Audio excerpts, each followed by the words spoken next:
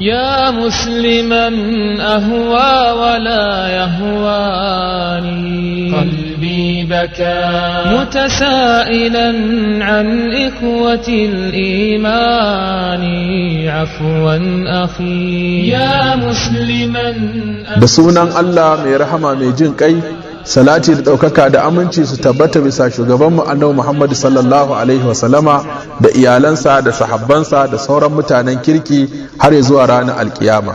A ci gaba da karanto garaɓasa 135 daga hadisan manzon Allah sallallahu alaihi wasallama da muke yi, mun tsaya a garaɓasa ta 100, za mu tashi garaɓasa ta 101. Garaɓasa ta 101 dawwama akan aikin alkhairi ko mai kankantarsa. Manzon Allah sallallahu alaihi wasallama ya ce aikin da Allah ya fi so shine mutum ya dawwama akan wani aiki da ya fara na kirki ko mai kankantarsa. Al-Imam Muslim ya rawaito wannan hadisi.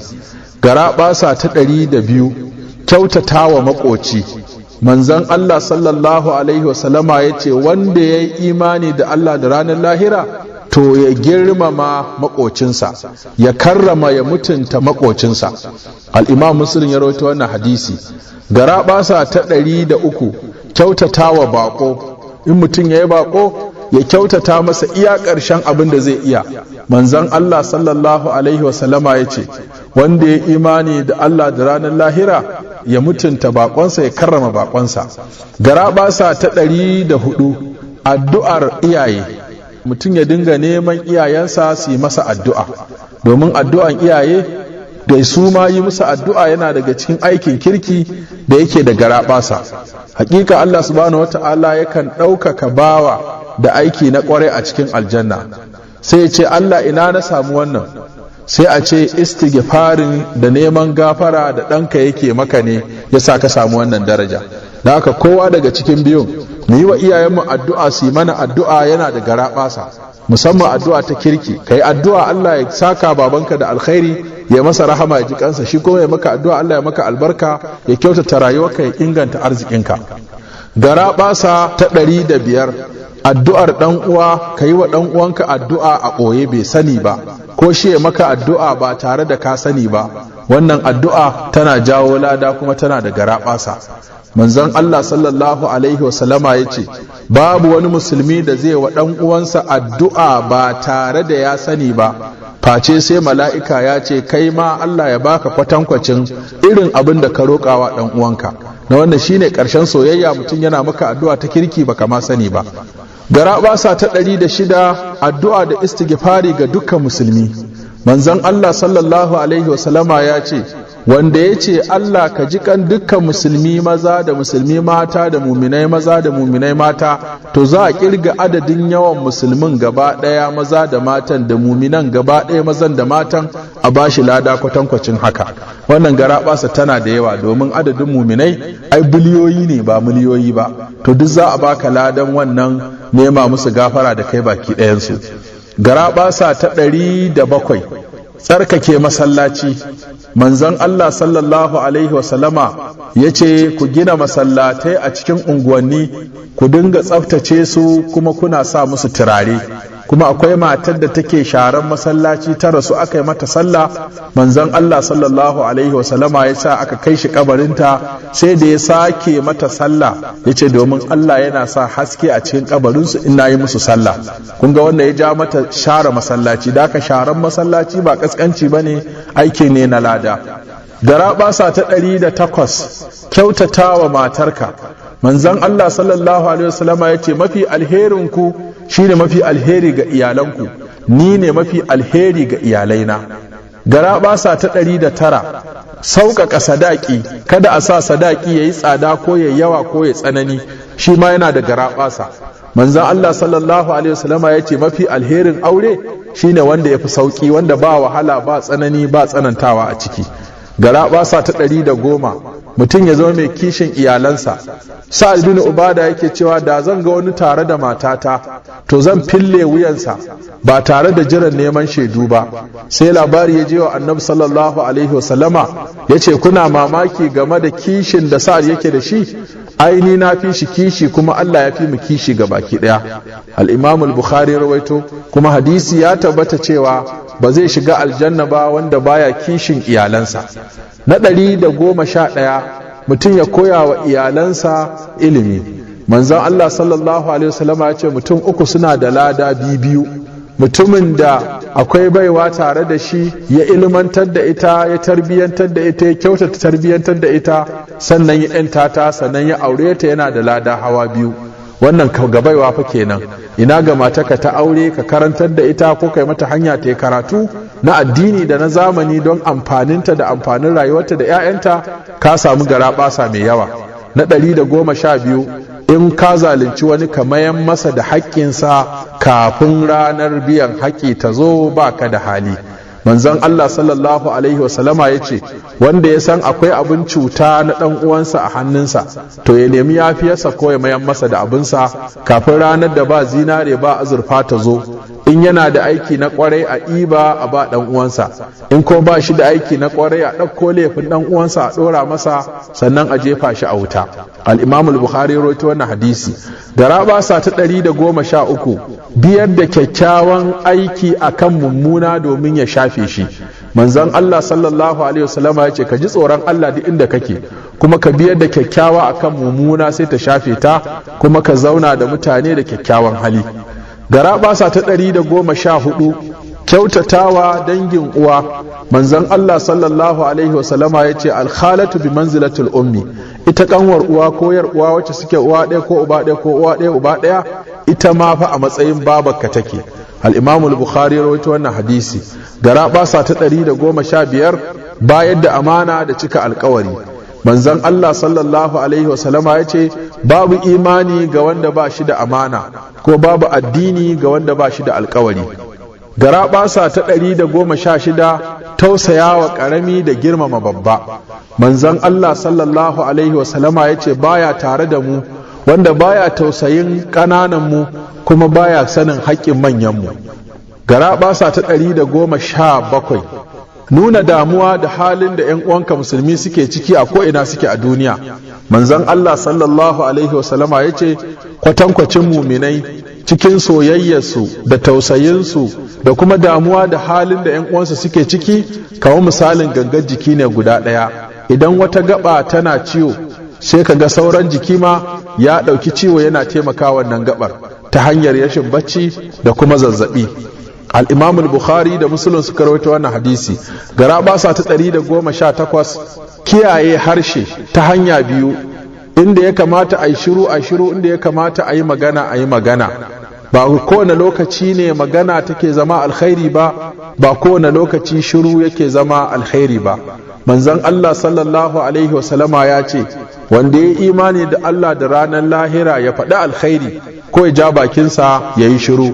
al-Imam al-Bukhari ya rawaito wannan hadisi. garabasa ta 19 kare mutuncin 'yan uwanka musulmi a inda kaga ana cin mutuncinsu. manzon Allah sallallahu alaihi wasallama ya ce wanda ya kare mutuncin dan uwansa musulmi Allah zai kare fuskarsa ga barin wuta ranar alkiyama. garabasa ta 120 mutum ya tsaftace zuciyarsa ga barin hassada da keta da mugunta da nunkufurci da keta ga dan uwansa musulmi. manzon Allah sallallahu alaihi wasallama ya ce ana buɗe ƙofofin aljanna ranar litinin da ranar alhamis sai a gafara ga dukkan bawan da baya yi wa Allah shirka, sai mutumin da akwai gaba da rigima tsakaninsa da ɗan uwansa sai a ce kuɗan tsahirta ma waɗannan kuɗan jira har sai sun shirya tukunna, ku saurara ma waɗannan har sai sun shirya, ku saurara ma waɗannan har sai sun shirya. al-Imam Muslim ya rawaito wannan hadisi.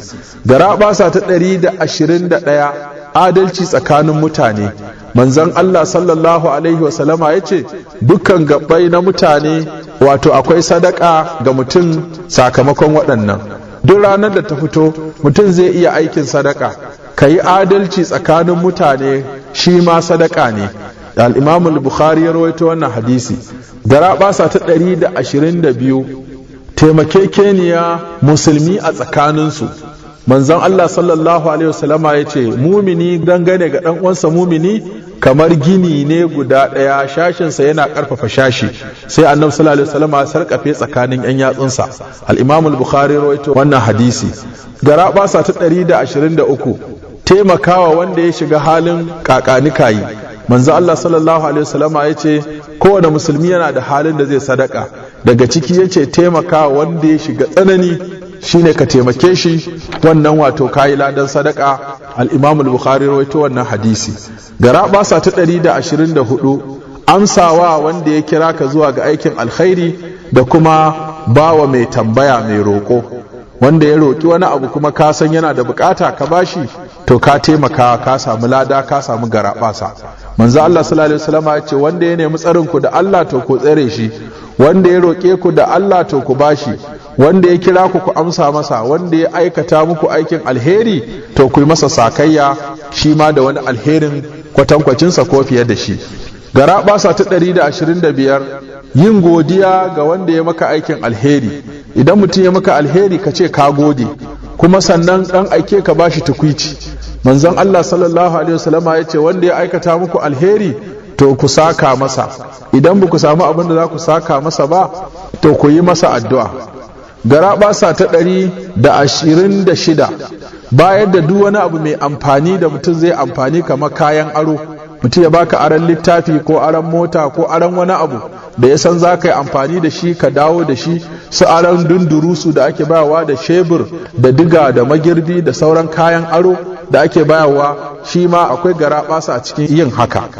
Garabasa ta 127 yaɗa ayyukan alkhairi, kamar irin waɗannan, wato mutum ya ɗauki wani shiri a gidan rediyo ko a gidan talabijin ko a jarida, ko ya buga wani littafi ko wani kaset da aka yi wani abu da zai amfani jama'a a yaɗa cikin jama'a, shi ma yana da garabasa na duk wanda ya ji, shi ma ya je ba wani ya ji, lada zai ta tafiya cikin akawun ɗin wanda ya shiga cikin wannan alkhairi.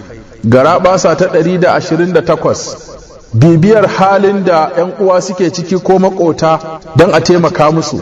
Ka sa wani ya dinga bibiyan maka don ba sani za ka yi ba na halin abokanka ko makotanka ko 'yan uwanka, wasu suna da bukata, suna cikin tsanani amma ba za ka sani ba, to kafa wani kwamiti ko sanya wani ya dinga baka shawara akan halin da jama'arka suke ciki don ka taimaka musu, shi ma wannan yana cikin garabasa, domin za ka samu abin da za ka yi aikin lada. Kamar yadda wani ɗan kasuwa yana bin wasu bashi, ya ce ma yaransa ku je duk wanda nake bi bashi idan kun ga bashi da hali ku ce na yafe masa, domin nima Allah ya yafe min.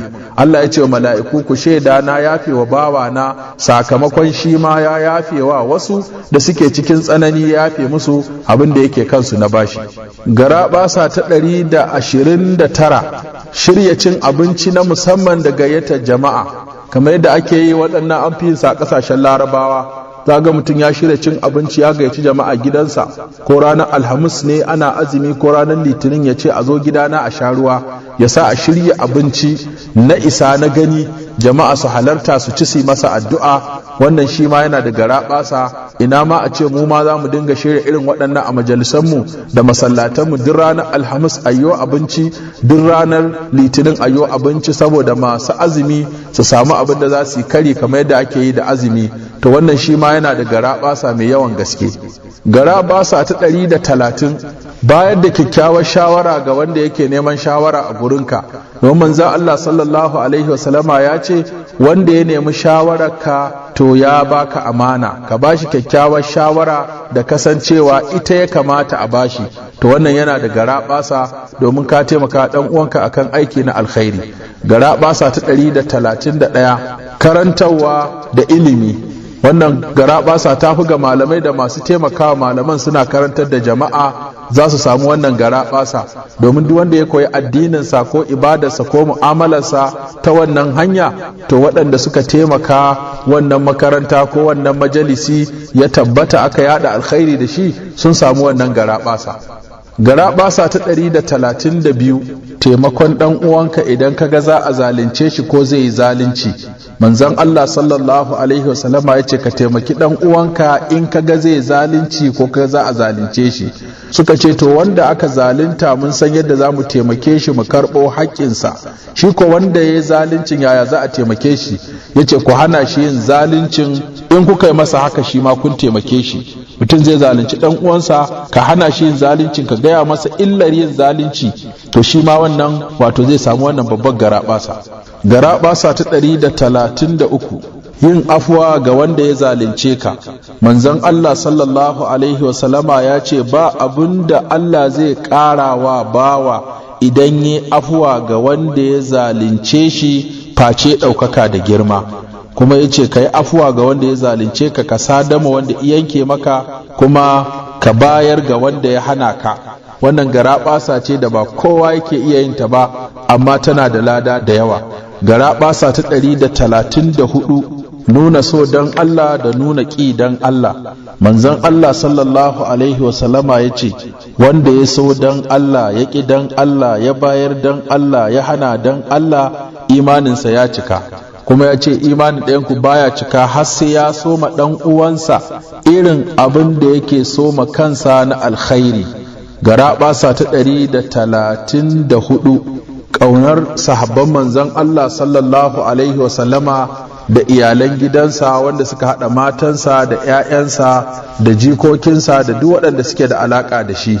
A cikin ƙaunarsu akwai jari da alkhairi da garaɓasa a duniya da lahira. Sannan garaɓasa ta 135, ƙaunan malamai masu yada addinin Allah da kyautata musu da kuma taimaka musu wajen ci gaba da aikin Allah na yada addinin musulunci. Ta waɗannan su ne garaɓasa guda 135 waɗanda suka ƙunshi waɗannan bayanai. Da fatan Allah subhanahu wa ta'ala ya ba mu ikon aiki da waɗannan halaye. Idan muna yi duka, Allah ya ba mu iko mu dawama a kai. Idan muna yin wasu, Allah ya ba mu ikon mu cika ragowar. Idan ba ma yi, Allah subhanahu wa ta'ala ya ba mu ikon amfana da wannan garaɓasa da muka yi bayani daga hadisan manzon Allah sallallahu alaihi wasallama guda 135. Wassalamu alaikum wa rahmatullahi wa barakatuh. Tasailan an ikhwatil imani afwan akhi ya musliman ahwa wa la yahwani qalbi baka mutasailan an ikhwatil iman.